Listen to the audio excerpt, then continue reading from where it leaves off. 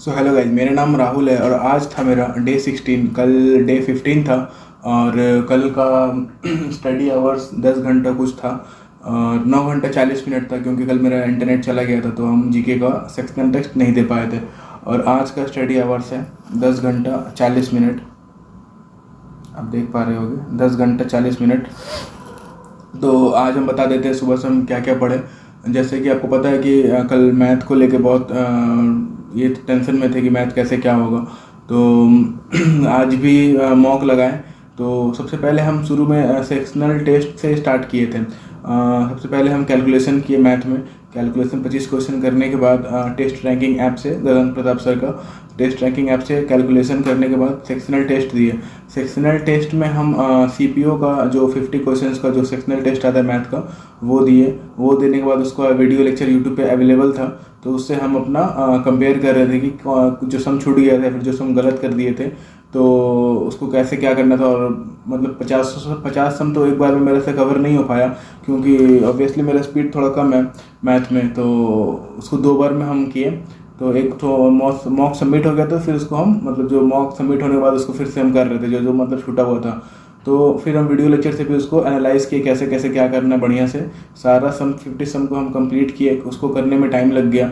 और वो करने के बाद फिर हम अलजेब्रा का क्वेश्चन सोच रहे थे, अलजेब्रा कर ले, अलजेब्रा ही बहुत दिन से फंस रहा था। तो अलजेब्रा की गगन प्रताप सर का बैच का वीडियो था, उससे हम अलजेब्रा रिवीजन कर रहे थे। तो ऑलमोस्ट 25 क्वेश्चन अलजेब्रा का किए बढ़िया से, वो तो हो गया। और उसके बाद से हम बोर्ड एंड स्ट्रीम जो मेरा चल रहा था उसको भी हम रिवीजन किए। बाकी उसमें भी हम लगभग 30 क्वेश्चन बोर्ड एंड स्ट्रीम का, नहीं 30 क्वेश्चन अलजेब्रा का, 25 क्वेश्चन बोर्ड एंड स्ट्रीम का, 50 क्वेश्चन का सेक्शनल टेस्ट और 25 क्वेश्चन जो हम फुल लेंथ मॉक में जो दिए थे वो मिला के टोटल मिला के ऑलमोस्ट 125 to 130 मेरा सम हो गया था मैथ का आज। तो मैथ कंप्लीट हो गया। मैथ कंप्लीट होते तो शाम का 6 बज गया था, क्योंकि वीडियो लेक्चर भी था और वो करते करते 4 से 5 घंटा मैथ में लग गया। वो कंप्लीट होने के बाद फिर हम सेक्शनल टेस्ट दिए। इंग्लिश में 100 क्वेश्चन, जीके में 100 क्वेश्चन। हाँ, ये जो 100 क्वेश्चन है ये मिलाकर है, मतलब फुल लेंथ का मॉक का जो फुल लेंथ का जो पार्ट होता है वो उसको ऐड करके है 100 क्वेश्चन।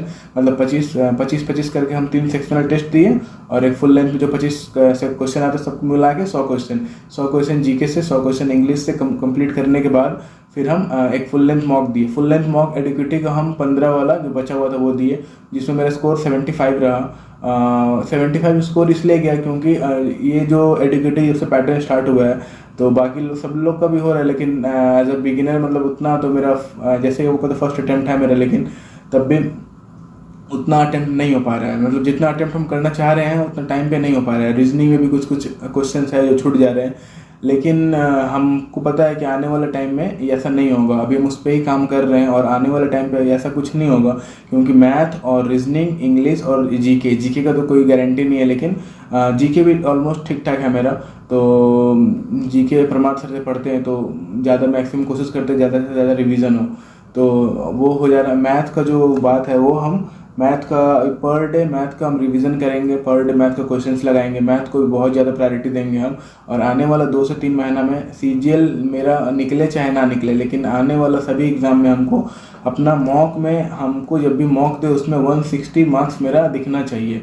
150 140 मतलब बिगिनर नहीं रहना चाहिए, क्योंकि हम जब से प्रिपरेशन कर रहे हैं तब से मेरा मैथ को लेकर बहुत स्ट्रगल चल रहा है।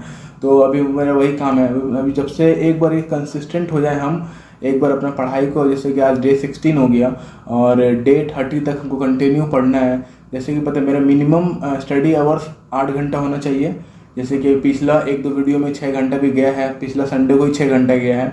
तो मेरा गोल सेट किए कि मेरा मिनिमम स्टडी आवर 8 घंटा होना चाहिए और मैक्सिमम स्टडी आवर 12 घंटा होना चाहिए एक दिन का।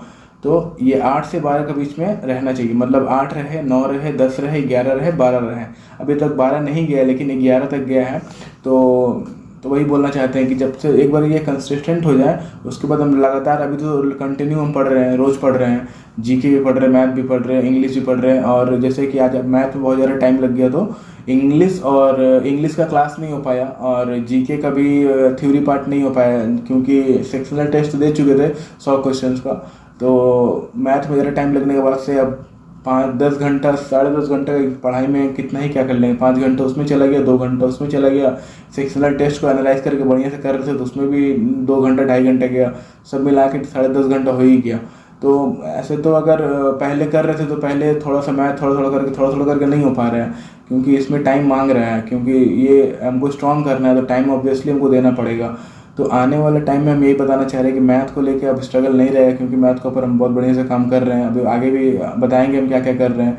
जैसे कि आज मेरा अलजेब्रा का 25 क्वेश्चन लगाए, 30 क्वेश्चन अलजेब्रा में लगाए, और वो सब लगाने के बाद क्योंकि आज तो थोड़ा बहुत, क्योंकि अब हम देख रहे हैं जैसा बोट एंड स्ट्रीम का बैच में 71 सम है, 70 सम को हम कम से कम 3 से 4 बार लगाएंगे, और जैसे कि मतलब रट जाएंगे पूरा सवाल को कि हाँ बोट एंड स्ट्रीम को सवाल है तो छूटे नहीं। ऐसे ही हम ट्रेन के सवाल को लपेटेंगे, ऐसे ही पाइपिंग सिस्टम को भी लपेटेंगे, सारा सबको मतलब लेकर चलना है कैसे भी हो। हमको मैथ में उसको आने वाले टाइम में हमको मैथ में स्ट्रगल नहीं करना है।